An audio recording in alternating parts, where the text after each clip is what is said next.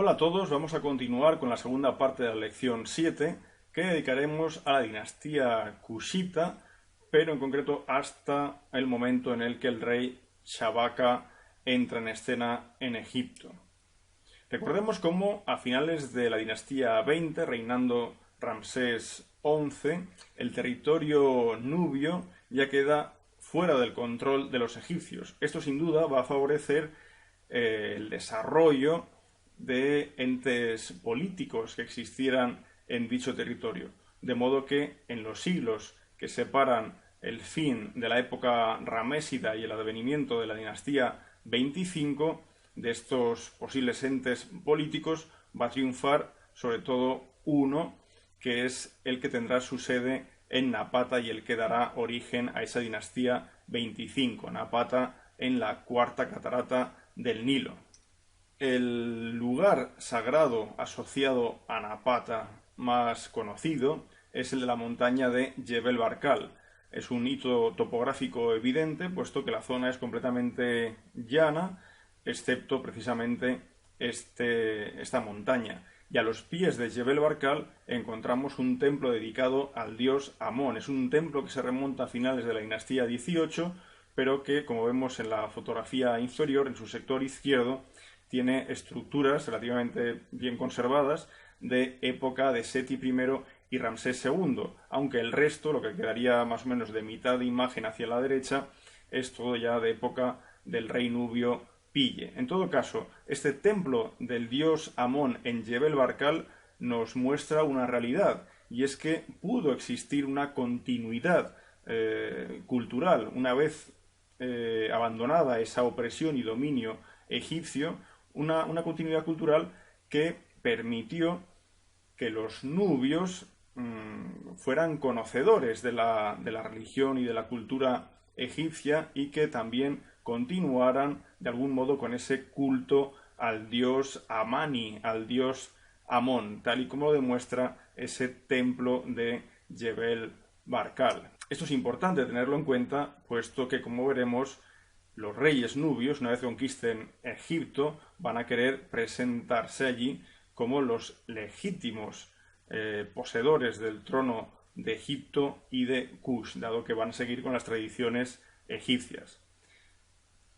Asociado a Jebel Barkal tenemos una necrópolis, que es la necrópolis de El Kurru, excavada por George Reisner y publicada también posteriormente por Dunham.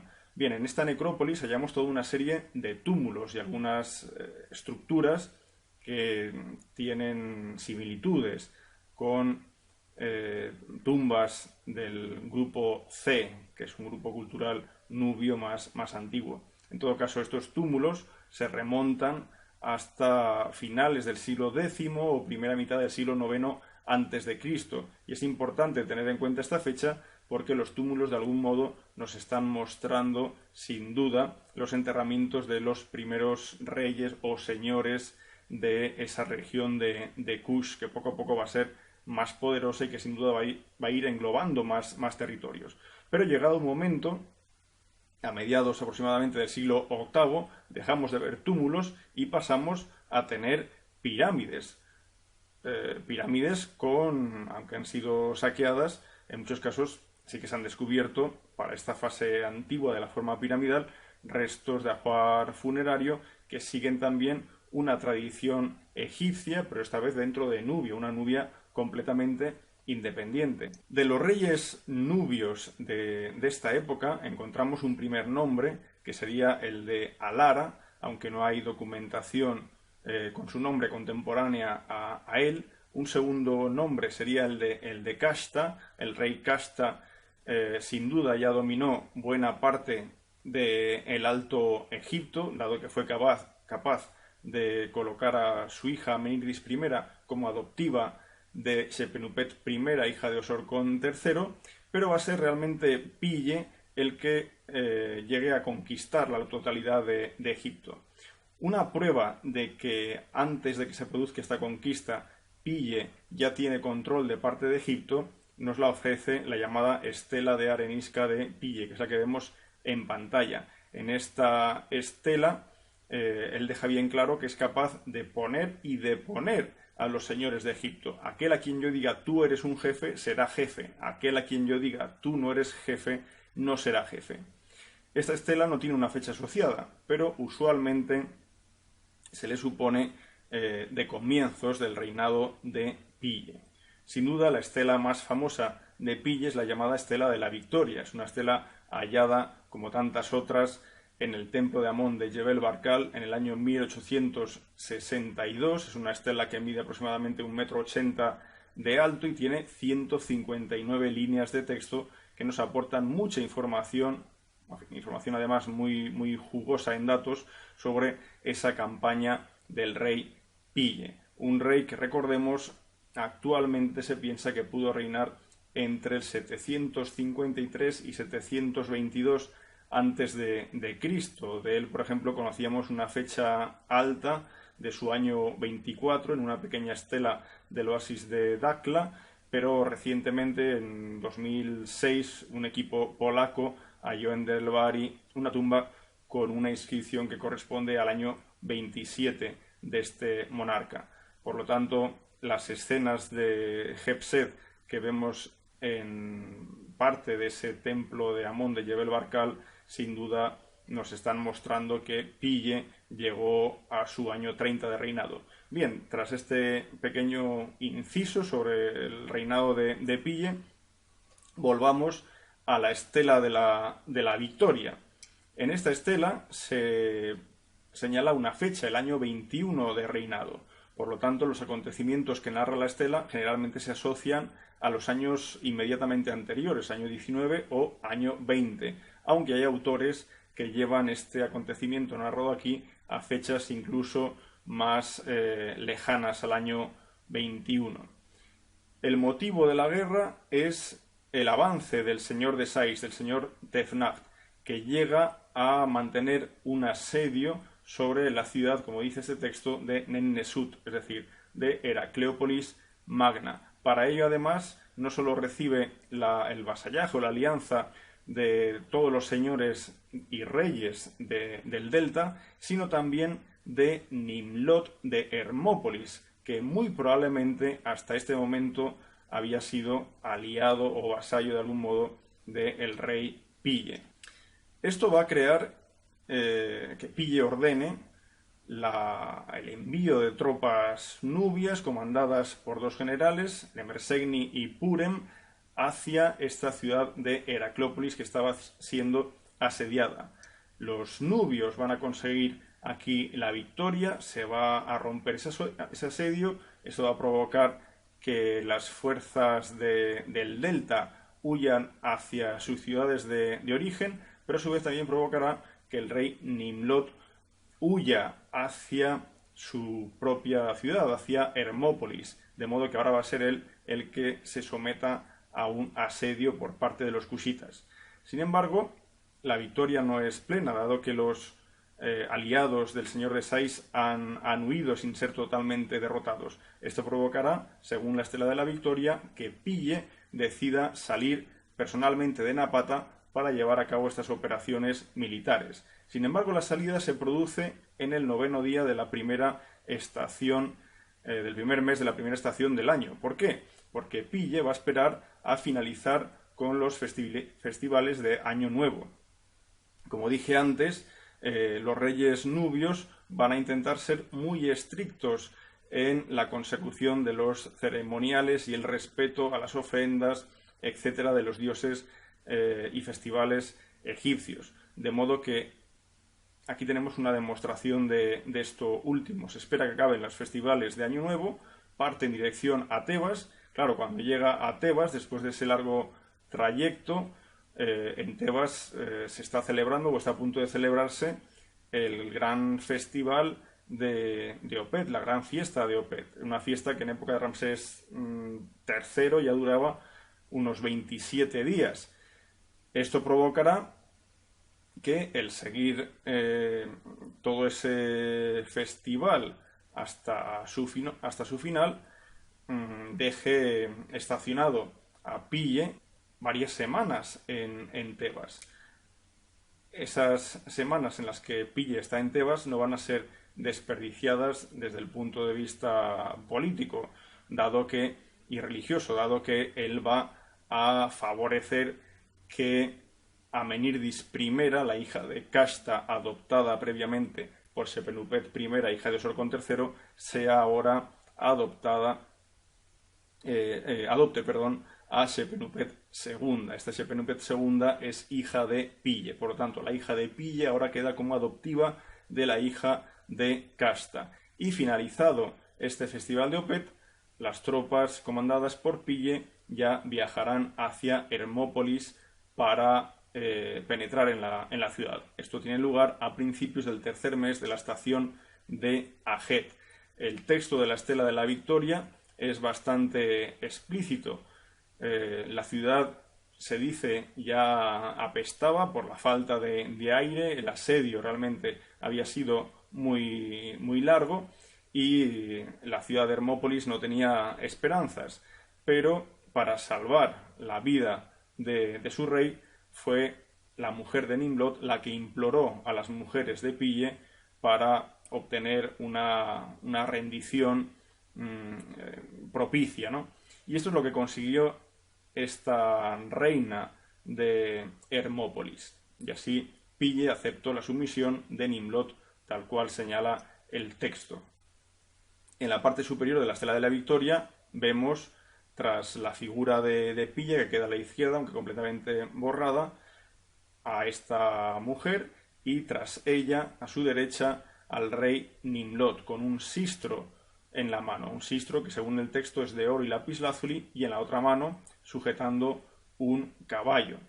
Tras la derrota de Nimlot en su ciudad, en Hermópolis, Nimlot va a ofrecer su lealtad a Pille, y poco después veremos cómo se acercará a Pille también el rey Peztau-Ibastet, que era rey de Heracleópolis Magna y que previamente había sido el asediado por parte de las tropas saítas y de sus aliados. Pero el siguiente escalón es, tras la toma de varias fortalezas situadas más al norte de Heracleópolis, va a ser la toma de Menfis. Esta sin duda es la gran batalla que tiene lugar en esta contienda. Aquí en Menfis Tefnacht había apostado 8.000 soldados y había fortificado mejor la ciudad. Aún así, esta ciudad cae y tras su caída Pille recibirá en ella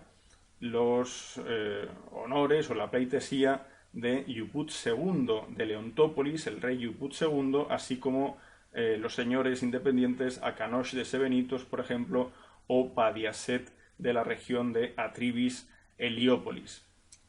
Aquí vemos, por ejemplo, en esta pieza custodiada en Brooklyn, el Museo de Brooklyn, una figura en estilo arcaizante propio de este periodo de Yuput II. El siguiente emplazamiento en ser tomado es Heliópolis. Tanto en Menfis como en Heliópolis, Pille ordenó custodiar todos los templos para que no fueran saqueados por sus propias tropas tras la victoria. Pero a su vez Pille también honró a los dioses locales, a Ptah en Menfis y a Ra y Atum en Heliópolis. Es en Heliópolis donde Pille recibe la sumisión de Osorcón IV, rey de esta región de Tanis Bubastis. Y en la parte superior de la Estela de la Victoria, aparte de el rey Nimlot de Hermópolis, que es el que aparece rindiéndole pleitesía de pie, y de los otros tres reyes que aparecen arrodillados, es decir, el rey Yuput II de Leontópolis, el rey Osorcón IV de Tanis Bubastis y el rey Peztau-Ibastet de Heracleópolis, aparte de esto se quedan en la derecha del tímpano de la estela, tenemos a la izquierda 5 señores representados, entre los que destacan Akanosh de Sebenitos y Padiaset de Atribis Heliópolis. Aparte de estos, incluso se mencionan más señores que ofrecen su vasallaje al rey Pille de Nubia. Pero ¿qué sucede con Tefnacht de Sais? En el caso de Tefnacht no hay una conquista por parte de Pille de la ciudad de Sais. Lo que tenemos aquí es una embajada que es enviada por Pille a Sais para recibir el juramento de lealtad de Tefnag. Y esto es lo que va a tener lugar y lo que aparece escrito en la estela de la victoria. Sin embargo, una vez se consigue esta conquista y vasallaje de todos los señores independientes de Egipto, Pille volverá a la ciudad de Napata para seguir, entre otras cosas, ampliando el templo de Amón a los pies de la montaña sagrada de Jebel Barkal. Y a su muerte será enterrado en Q17, la tumba número 17 del Kurru, que es una tumba con forma piramidal, aunque ahora la superestructura se ha perdido. También en ella se hallaron objetos que son de clara raigambre cultural egipcia. Os recomiendo este libro sobre fuentes textuales nubias, porque en él aparecen textos no solo como los que hemos mencionado, como la propia Estela de la Victoria, sino también otros que os pueden ayudar a conocer mejor cuál es el desarrollo de Nubia tanto en esta época como en la que viene inmediatamente después. ¿Qué ocurre con la dinastía 24, que va a ser contemporánea a la dinastía de reyes cushitas? En otro momento ya hablamos de Tefnag, el que origina la campaña de Pille. Pues bien, en un momento dado, que no podemos establecer con absoluta certeza, Tefnag va a convertirse en rey, va a adoptar la titulatura real. Como nombre de entronización se llamará Shepses-Ra y como nomen pues, seguirá utilizando el de Tefnag. Y tras él vendrá Baken-Ranef, nombre de entronización Huascara, que será realmente el único rey reconocido como tal de la dinastía 24 por parte de Manetón. Las fuentes clásicas nos recuerdan la existencia de estos dos reyes. De Tefnag, por ejemplo, se habla de un rey que conoció o que tuvo la experiencia del modo de vida sencillo y que por eso criticó el modo de vida extravagante de otros monarcas, o por ejemplo también de Baken-Renef se habla como de un rey sabio. De Tefnag, la fecha más alta que poseemos como rey es la de su año 8, tal cual aparece en la llamada Estela de Atenas, una estela que se conserva en el Museo Arqueológico de Atenas. Esta está fechada en el año 8, tenemos otra de un año 6 y aparte de esto recordemos a Tefnag cuando era señor de Sais como grande de los Ma o como príncipe del oeste en aquellas estelas de donación del año 36 y 38 del rey Sheshonq V. Pero una vez desaparece Tefnag, no sabemos si ese año 8 de la estela de Atenas es su año más alto, pero una vez desaparece este monarca, hacia el 725 probablemente es cuando comienza a reinar su sucesor llamado Baken-Renef, del cual tenemos este vaso que vemos ahora en pantalla, hallado en Etruria y en cuyo registro inferior reconocemos la presencia de varios nubios atados. Esto evidentemente es un guiño a una situación que sin duda se produce en este momento, que es la confrontación entre nubios y saitas. Diodoro Sículo nos habla de Bocoris, de Baken-Renef, como un hombre que en sagacidad sobrepasó de lejos a todos los reyes anteriores. Se le reconoce como un auténtico sabio, pero también en otros textos se le reconoce como un gran legislador, si bien no tenemos documentación contemporánea que así lo atestigue. En todo caso, en el Serapeum de Saqqara hallamos inscripciones en estelas que recuerdan la muerte y reposición del Apis. Encontramos estelas fechadas en su año 6 de reinado, que parece ser ya el último año de reinado de este monarca. Y según Mariette, en una de estas cámaras en las que aparecen las estelas del año 6, se hallaron inscripciones de Shabaka, del rey nubio Shabaka, sucesor de Pille, fechadas en el año 2. Por lo tanto, hay una asociación evidente entre el año 6, último año de Bakenranef, y el año 2, que es el año en el que entra Shabaka en Egipto. La dinastía 25, según la expresa Manetón, comienza precisamente con Shabaka, del que dice que tras capturar a Bocoris, a Bakenranef lo quemó vivo y reinó 8 años.